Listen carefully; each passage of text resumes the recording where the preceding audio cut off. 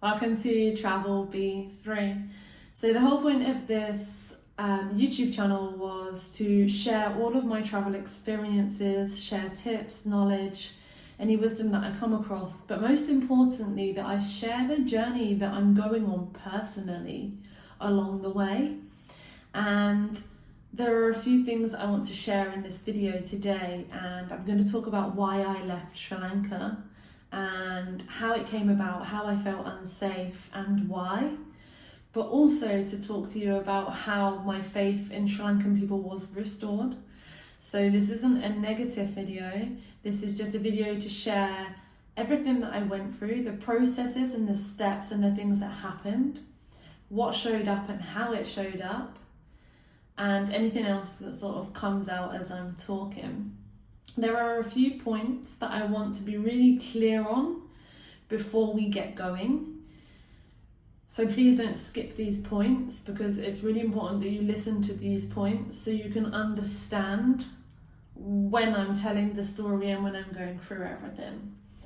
The first point is, I am not by any means saying that all Sri Lankan men are dirty or anything. I am purely telling you about the experience that I had with quite a few men. I'm not saying that all men are like this, and I'm not saying that it's specifically Sri Lankan men. It was just that I was in Sri Lanka when I experienced these things. I have also experienced things like this in different countries. The second thing that I want to explain is that I am actually a spiritual healer, and I am a mentor. I work with people with trauma. I dive into shadow work with people. I help people change their lives and look at all of the programming and the conditioning and the behaviors and the things that happens to us in life.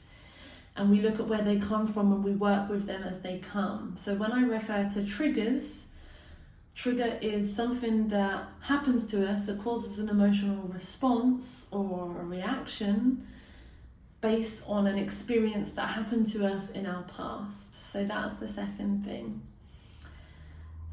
I also want to share that this is my story. This doesn't mean that Sri Lanka is unsafe. This doesn't mean that you shouldn't go as a solo female. You are your own person. You discern what is right or wrong for you. And I think that so much we get caught when we hear stories or things from other people. We then get worried that we can't go to the country, or we can't do this, or we can't do that. And I just want you to know that this is my experience. And I just want to take you along with the journey so I can share with you what happened, how it transpired, and then how I also work in life to see these things and move through them and work with them, rather than just them happening and me playing victim. And don't get me wrong, there was a moment where I was in my head and I did feel a bit like a victim. And again, I wasn't in that for very long, because I know that victimhood is not a good trait and that is not where we want to be.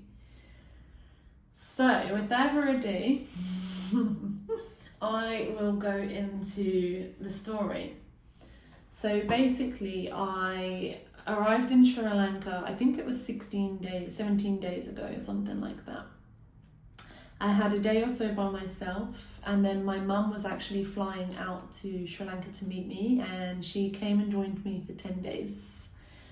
So my original plan was to do Thailand, which is where I was before, and I am actually back there now, and then go to Sri Lanka, have some time with mum, and then I was going to stay by myself for 2 weeks and explore the island a little bit more, and then I was planning to go to India. I had my flight booked for India, because when you enter Sri Lanka you have to have a flight going out, so I had already had that booked, and I had that booked for the 17th, so my intentions were for me to stay until the 17th. Quite early on, while I was in Sri Lanka, there was something that I was feeling that wasn't as smooth as the other countries that I've been in. And yeah, the country is very different, the culture is very different, so I expected that. But there were a few things like these might sound really silly, but I'm just sharing with you the travel journey, because this is what this is. It's a travel blog.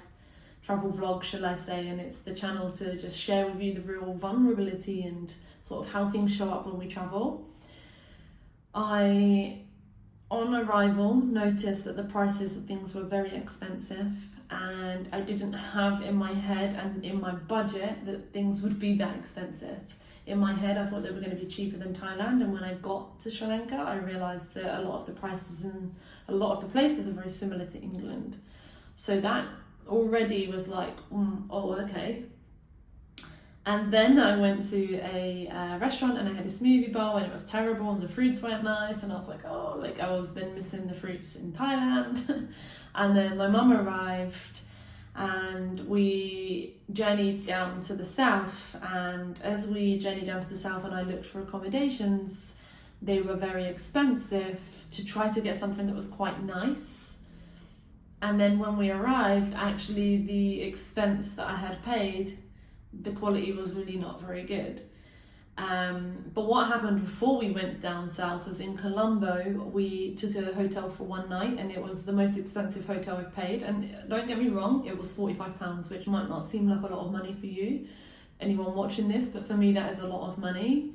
I've been paying around £20, and I pushed it at Christmas to 30 because the prices increased, and you know that I had to then cut back on other things because I only have a certain amount of money to travel for a certain amount of time. When we arrived at the hotel, we had to wait an hour to check in, and they actually checked in people before us who came after us. So that was another thing that was just a bit like, okay. When we were down south, we paid a similar price, and it really wasn't that great. And the view was nice, we were on the beach, and then we stayed there for a few nights, and then we moved to a different hotel. It's called Hotel J in Unawatuna. And again, the quality really wasn't that great, but it was a room, it was clean, it was cool. Like I had already just thought it is what it is. But the reason that I wanted to spend a bit more was because I wanted my mum to have a really good time. She's been working extremely hard, and I just wanted her to relax and just really have that nice holiday, you know?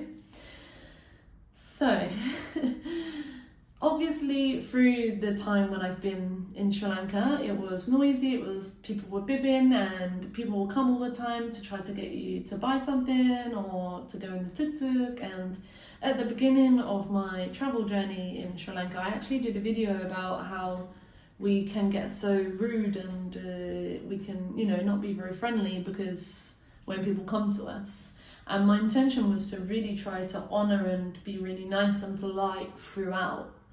But what I realised over time is it can become very tiring, and it becomes a lot, like it got to the point where I couldn't do anything without somebody coming and bothering me.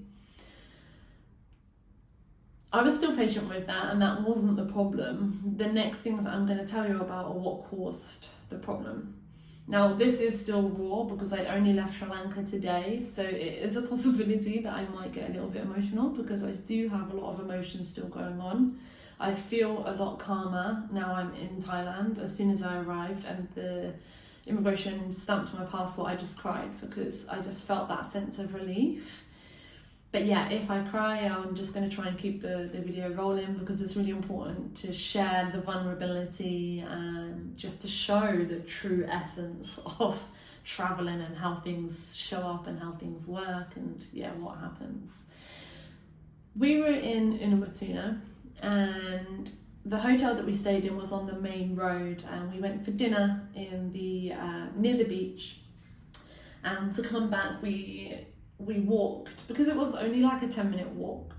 So we were walking down the main road, bearing in mind there's lots of cars coming to and fro, there's like some shops, and there's only like some bits that there is like nothing, or it's dark, but it's not really that dark. And Mum and I were walking along, and there was a car that was stopped, and for some reason both of us looked in the car. And I don't often look in cars, like sometimes I do, but I don't know. He had his belly out. I think that's why we both we just sort of caught a glimpse of that. And so we both looked, and I don't know whether he saw us come in and stopped or whether he was already there. It doesn't really matter. but he actually had his penis out and he was masturbating, and I saw everything, Mum saw everything, and it really disturbed me. I have had situations, like I've said, that have happened to me in the past, and I've been working really hard to deal with them, like so hard. I was in Malaysia just 2 months ago, and I had another situation there with a guy who, I was on a road where there was no one around, and he stopped and he asked me to give him a blowjob. I mean, why men think that it's appropriate to stop a woman on the side of the road and talk like this and behave like this, I just do not get it. It's disgusting. It makes me sick. And for me, they should be ashamed of themselves, because it's just vile. So we obviously saw that and we carried on walking. I then noticed that I kept replaying and kept seeing that visual. And this is where I wanted to warn you about the work that I do, because this is kind of the depths of it, okay? So a few days before, I said to my mum that I feel that I have some energy moving.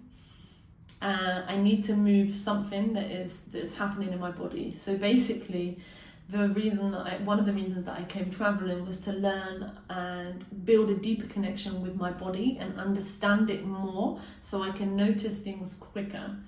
I have been on a healing journey. I help people move through healing and release trauma, and the real deep stuff that happens to us. I help people do that, and I also work with my own self, and I go to events and I get people to hold me also to move through that journey. So there's been a few things that have happened while I've been traveling, and I've managed to notice it really quickly, and I'm like, okay, I need to do a breathe, or I need to meditate, or I need to move the energy, or I need to have a good cry, and I move it. What had happened is I didn't move it. Because Mum was here, I was like, I'll just do it when Mum goes. And this is how I see how it affects the body, and how these things then play out. When we don't deal with something, when we notice it straight away, it then manifests. And what had happened is my thoughts were starting to wander and starting to be less positive. And I noticed throughout that time that my thoughts were starting to drift, and I'm very conscious of my thoughts. I have spent the last 2 years noticing a lot of my thoughts, pretty much all day, every day, identifying them. Where do they come from? Are they mine? And then I've been working on reprogramming my mind, my neural pathways. I've worked very hard. So obviously I'm going off on a bit of a tangent, but it's just so you can really understand the depths.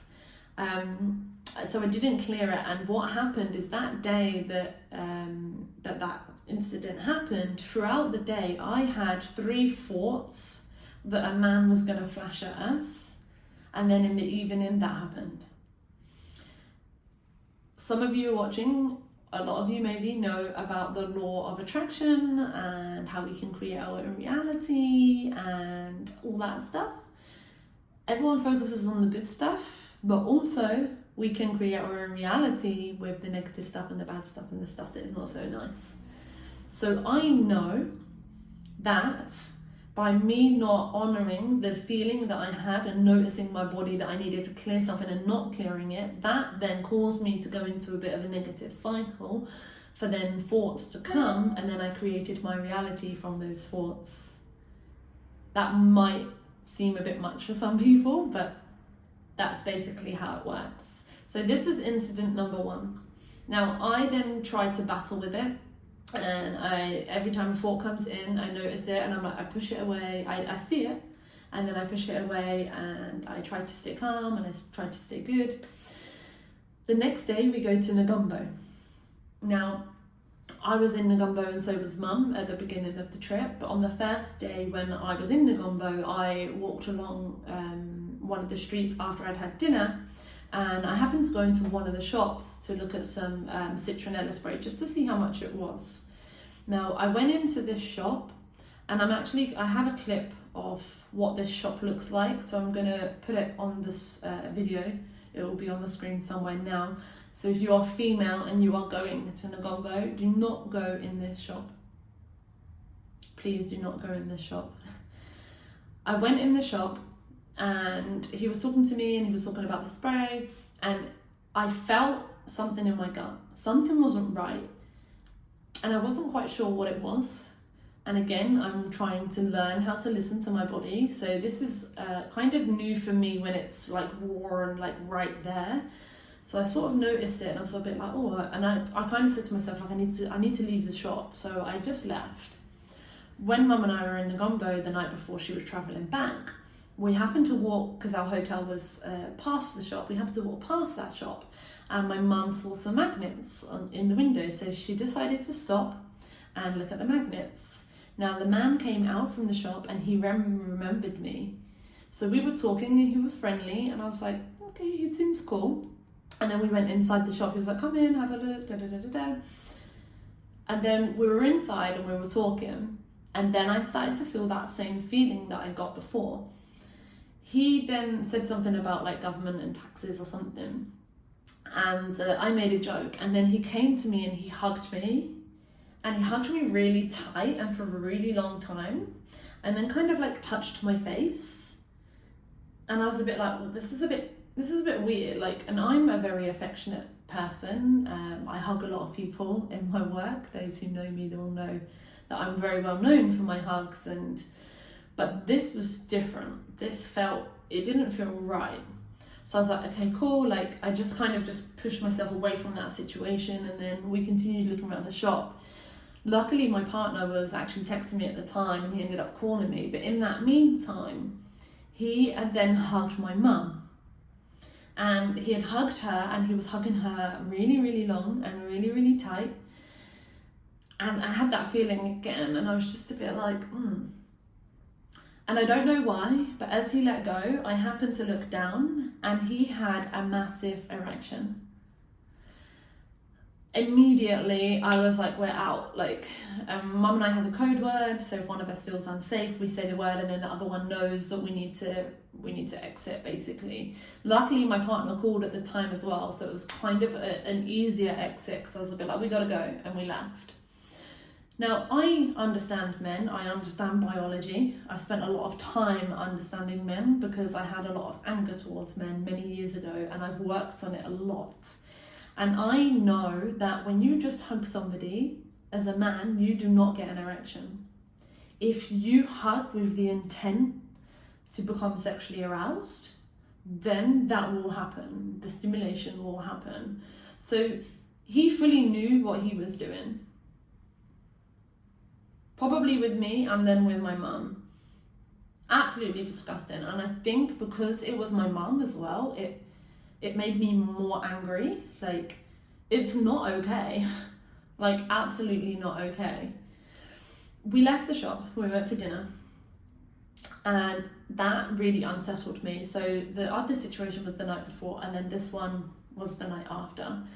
Now, my mum was leaving, and I had, what I had actually done is I had moved my flight from the 17th to the 5th, and I was planning to leave on the 5th. No,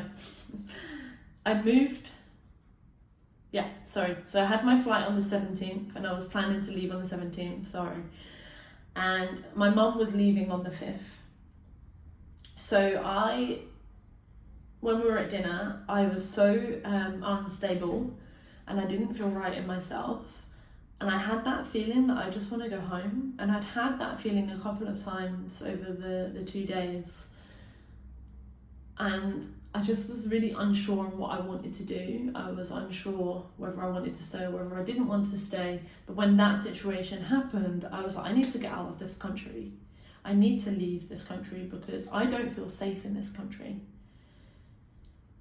I booked a flight for the next day, so I would leave with my mum. Yeah, so she was leaving earlier than the 5th because the 5th is today. So I was going to leave with my mum, and I booked a flight, and I was meant to be going to India, and I was unsure, anyway. So I cancelled the flight, but we do the flight, and then we start to walk back to the hotel. And this is situation number 3. We're walking along the road and two guys pull up on a moped and they go, hey darling, sex. And then I had a rattle that I had just bought, and I had made a joke, like, I'm going to use the rattle to, like, because we use the rattle to, like, get rid of bad energy. And as the guys said that to me, I just kind of looked at them and I was so shocked. Like, again, this is another situation. And my mum kind of was shocked as well. And immediately I just shook the rattle at him and he drove off. But I was like, what is this? Like, we can't even walk down the road without these things happening. It just became way too much. So in the morning, I obviously thought I was leaving. When I checked the visa, I realised that you have to do your visa 4 days before.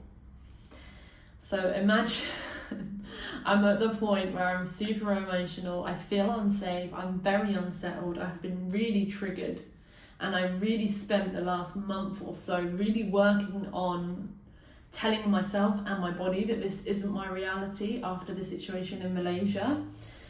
And then here we are again, it's happening again. And in Morocco, when it happened to me in September, I'd had enough. Like, I was so upset because I was like, I'm working so hard at trying to move all these things, and like these things just keep happening. So again, it's like, how much more do I need to do before this all just stops? Because it's just way too much. Mum's obviously very unsettled. She doesn't want to leave me in the country. She's obviously going back home. But I said to her, you know, everything is as it should be. We often make the most of that when things are good. But we have to remember also when things are not good or situations are happening, everything is as it should be. And that may be quite hard for a lot of people to understand, but that is something that I've really worked on. And that is why I've been able to sort of move through this a bit easier. Pardon me. I think if I hadn't done all of this work, I don't even know what state I would be in, because I really have the tools and the techniques and stuff, but I've also found it very, very difficult. I knew the universe wanted me to stay in Sri Lanka, so I was like, okay, like, Mum, you just go home and I'll be okay. Like, I'll do what I need to do to just stay safe, and yeah, I'll be fine. So she also, she's into like spirituality, and she's a psychic medium, so she sort of said that she's going to protect me and we're good. So I dropped her at the airport, and as I left the airport, in the airport, I just cried my eyes out. I went to the toilet and I just cried and cried. And I knew that I needed to stay, and that's okay. But I had so many emotions that were going on that I just needed to just let them all out. I decided to put my earphones in because I realised that the best way is for me to just not hear and not see. I walked from the airport to the bus station, and while I was walking to the bus station, I had a car that came up by me. It was like a long black car, and he was crawling by the side of me, and I didn't look because I was like, I just don't want to see any more. Like, I think if I was to see anything else or experience anything else, it would just be too much for me. So at that point, I could feel that my blood was boiling because he just wasn't going, and I didn't look at him. I just kept walking. And at this point, I like picked up a stick, and I had so much anger in me that I was like, if he does anything, I swear I'm going to smash his car, I'm going to throw the stick, and I was just so angry. I just want to be left alone. I want to be able to walk down the street and not be bothered. And I'm sick to death of having all of these things that are happening. He actually, once I pick up the stick, drives off. He must have sensed my angry energy. Got to the bus station, and a few tuk-tuk drivers tried to stop me on the way, and I get that. That's, you know, it's part and parcel of being in Sri Lanka. So I get on the bus, and I take a moment, and I'm like, I noticed that anger that I just had, and I know that that is not me.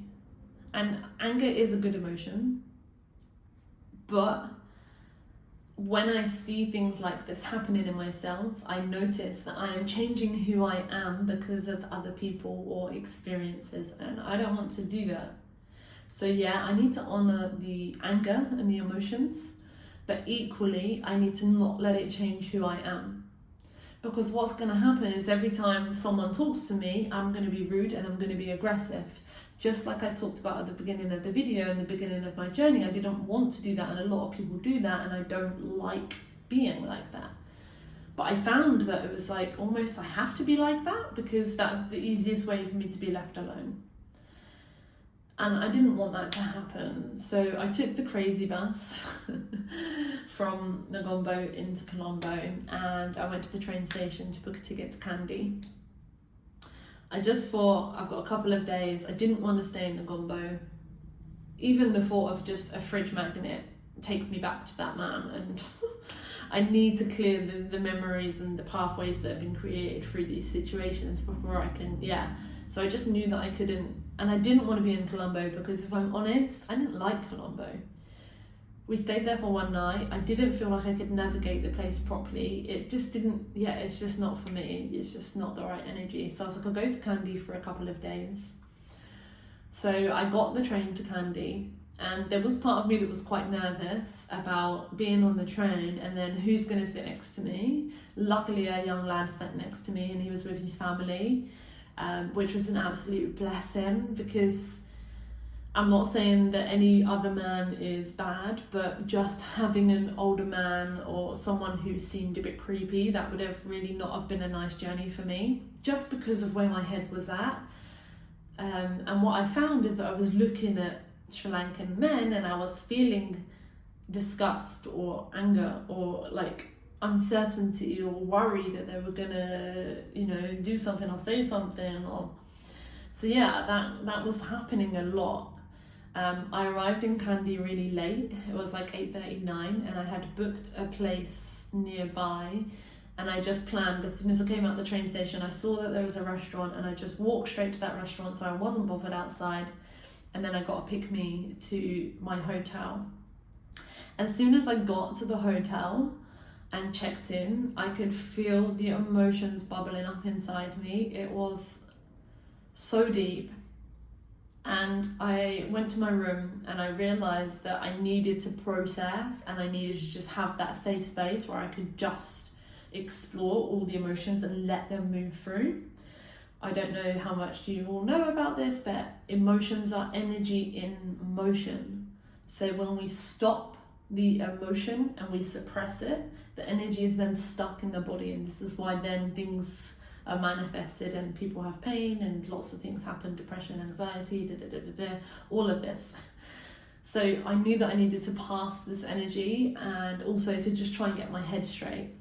So I warned the hotel manager or the receptionist of what I was going to do, and also there were some guests in eating, and I just said to them, if you hear crying, just know that it's me and I'm okay. I just have some energy to move. And as soon as I went to my room, that was it. I laid on my bed, and so I'm a breathwork facilitator. I do rebirthing breathwork, conscious connective breathwork, and this is what I use a lot to help me move my energy. So I just laid on the bed and I just started breathing, and within a minute everything was just coming through, and I was there for a really long time, crying and processing a lot. I had lots going on in my throat, and I could feel and hear how women have not been able to say what they want to say. And then I also experienced like seeing a group of women, and I won't go into too much detail because it was a bit weird, but like seeing the women talking about how they've been raped and attacked, and how they've just, men have just abused them, and I just felt all that pain running through me, and it was just absolutely horrendous. But I knew that it was good to let it pass through me, and I always surrender to my body. So I just, when I go into my healing sessions, I fully surrender, and I'm just like, let's just do this. Like, I'm here, I'm showing up, I surrender, and let it move. And so I did that, and then in the evening, that was quite late, and then I realised that I still hadn't done my visa, so I tried to do my visa for India, and I got near the end, and then something happened, and the screen, it all went, and it was like 11:30, and I had only half an hour to do it, because that would have been my 4 days. And I just realised that I'm not meant to go to India. I'm not ready. Sri Lanka is probably nowhere near as bad as India in terms of like chaos and also men. And I've seen a lot of videos on YouTube where tourists get mobbed by people because they want to take pictures and stuff like that, and I knew that wasn't good for my nervous system, and it just wouldn't have served me. So I then decided that I would just stay in Sri Lanka for however long and just figure out what was going to go on, but I needed to just clear that energy first. So I cleared the energy, and then the next day I felt so much better. I felt clearer in my head, my thoughts were not as dark or as negative, and I felt alive again a little bit. I went to a cafe nearby and I met this guy, a Sri Lankan man, young lad, and he's running a cafe, and he was really nice, so friendly, he felt like a brother, and he kind of restored my faith a little bit quite quickly. And then I walked into town, and again, like even just walking around Kandy Lake, I was bothered so much. And I get it, like they're trying to make a living, and if you're Sri Lankan and you're watching this, like I understand, I know about what the government has done to you, and I know that things are hard for you, and I get that, and I respect that. But as a tourist, sometimes you just want to be left alone. I couldn't even sit by the lake and look at the lake, like I wanted to watch some crows washing in the water, and I had people coming up to me asking if I want to go to the cultural dance. And you say no and they don't leave you alone. Obviously all those things that had happened, I just didn't have the patience for it then. So I walked around the lake and I had a nice time, and then I booked another hotel, and I actually found a hotel that was family run. And when I arrived there, the family was so beautiful. And I stayed there for 2 nights, and I feel like the family really restored my energy and my faith and my love back into Sri Lanka and back into Sri Lankan people, because the people of Sri Lanka are amazing. Mum and I met so many beautiful people, like so many beautiful people, and the children are so beautiful, but like even the guys, like we met a lot of guys in like the restaurants and cafes and stuff, and even the tuk-tuk drivers, some of them were really funny and nice, and like Sri Lankan people are lovely. And I can't let those 3 experiences have me believing that a whole country is like those 3 people. And this is a really important message, it's really easy for us to be like, oh yeah, everybody is like that, all men are like this, all women are like that, all young people are like that, and that's not the case.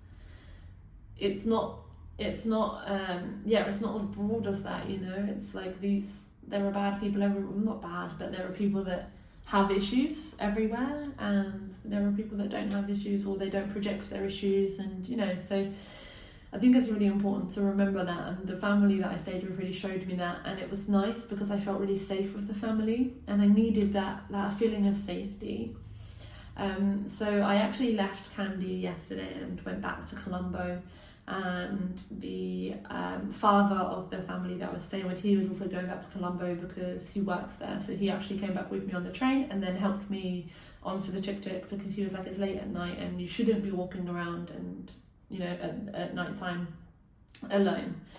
And I arrived at another hotel, and it was a couple, a lovely beautiful couple that have a hotel near the airport, and I sat talking to them for a while last night, and they were also really, really beautiful, like so beautiful. I shared what I had been through, and they were like really nice about it, and so the long and short is, I mean it's quite long because it's 34 minutes, but I just wanted to share all of it because it's so important that everyone sees people that travel and they think that everything is always like high, and like everything's beautiful and perfect, and it's a holiday, and it's not a holiday. My intentions coming on this traveling trip were to go deeper into my healing journey, to go deeper into myself, to know myself better, and to heal anything else that needs to be healed. And I know that these things have happened because they're showing me what else I need to heal. I understand that, and I get that, and I see that. And that's okay. And this is why it's important that you know that I'm not digging at Sri Lanka, and I'm not digging at the people. I'm just sharing how everything has manifested and how the things that annoyed me a little bit at the beginning, then accumulated, and then those things happened, and then it sort of changed my whole perception.